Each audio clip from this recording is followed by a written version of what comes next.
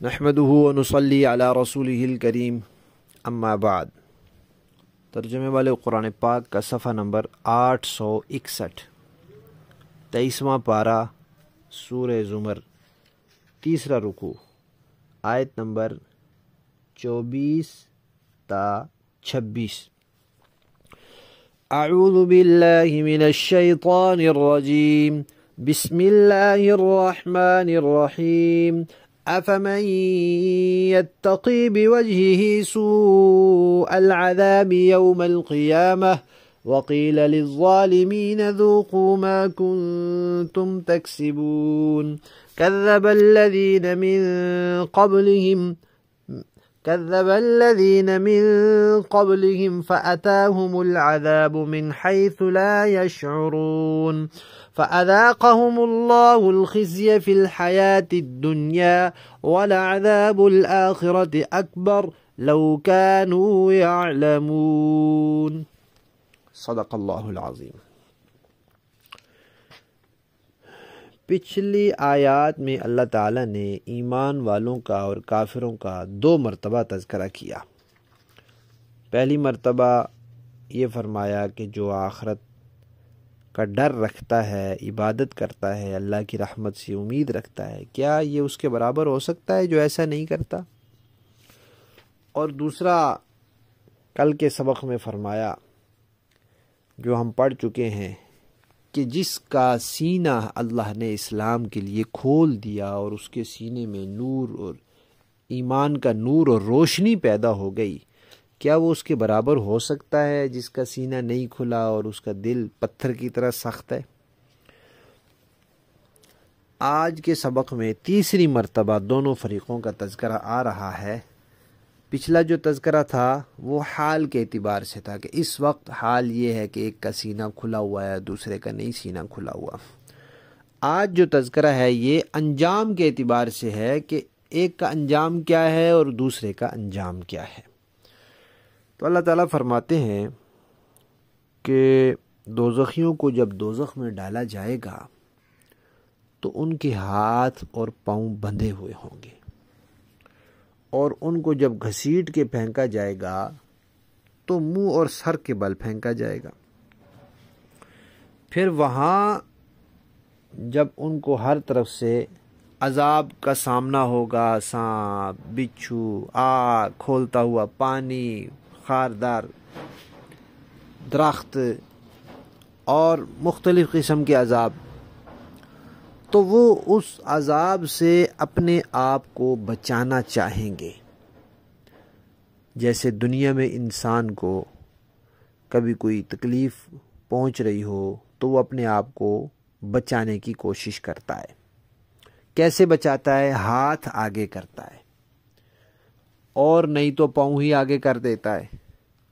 لیکن وہاں ہاتھ اور پاؤں تو بندھے ہوں گے، تو اتنی ہولناک کیفیت ہوگی، اب وہ بچانے کے لیے منہ آگے کرے گا، منہ کو ڈھال بنائے گا۔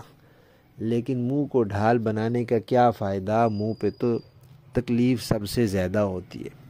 دنیا میں انسان ہاتھ آگے کرتا ہے تاکہ منہ بچ جائے، پاؤں آگے کر دیتا ہے کہ منہ بچ جائے، کوہنی بازو آگے کر دیتا ہے منہ بچ جائے۔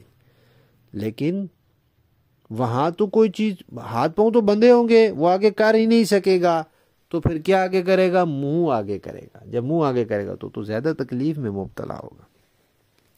تو اللہ تعالیٰ فرماتے ہیں کہ جو وہاں قیامت میں بدترین عذاب سے اپنے چہرے کے ذریعے بچنا چاہے گا، کیا یہ اس کے برابر ہو سکتا ہے جس کو اللہ عذاب سے بچا لیں گے؟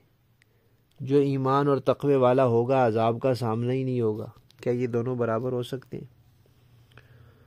پھر اللہ تعالیٰ فرماتے ہیں کہ جو ظالم لوگ ہیں ان سے دوزخ میں یہ کہہ دیا جائے گا کہ جو تم نے دنیا میں کمایا ہے یہ اس کا مزہ چکھو۔ کوئی ظلم نہیں، کوئی نا انصافی نہیں، کوئی زیادتی نہیں، جو تم نے دنیا میں کمایا ہے اس کا مزہ چکھو۔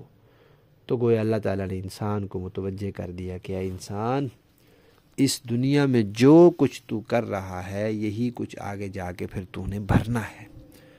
اسی کا نتیجہ تو نے حاصل کرنا ہے. جو کمانا ہے وہاں وہی پھر حاصل ہونا ہے. اللہ تعالیٰ فرماتے ہیں کہ یہ عذاب کیوں آیا؟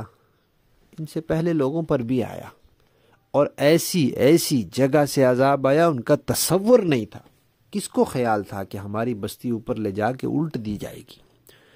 کس کو خیال تھا کہ آسمان پر بادل آیا ہے، ہم گرمی سے تنگ ہو کر بادل کے نیچے آئے ہیں کہ بارش برسے اور اس بادل سے آگ برس پڑے گی؟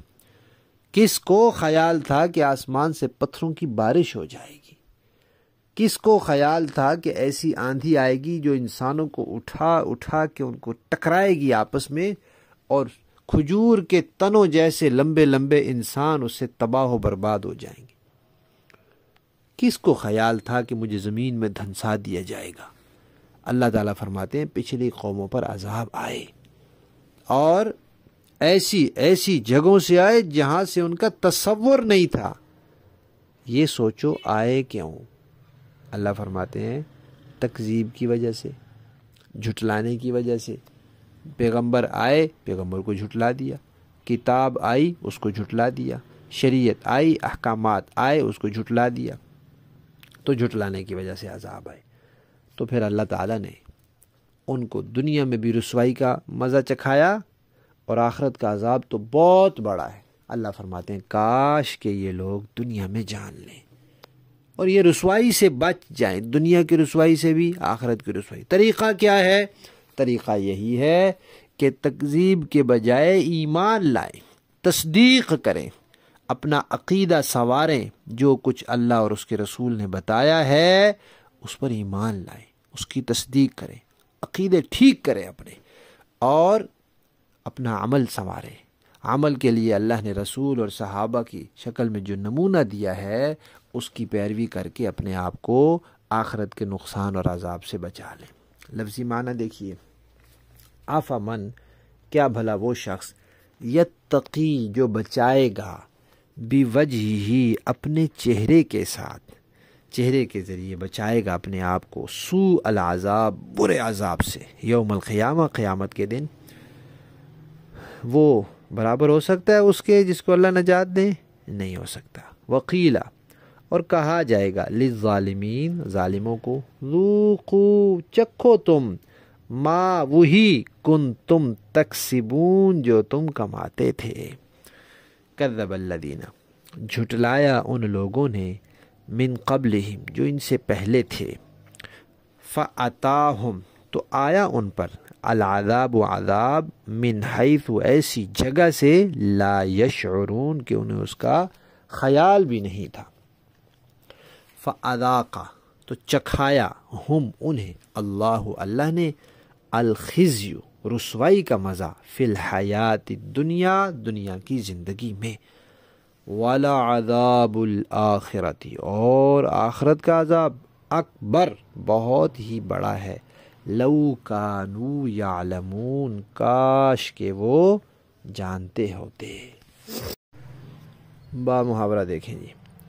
افمن یتقی بوجہہ سوء العذاب یوم القیامہ، بھلا اس شخص کا کیسا برا حال ہوگا جو قیامت کے دن اپنے چہرے ہی سے بدترین عذاب کو روکنا چاہے گا.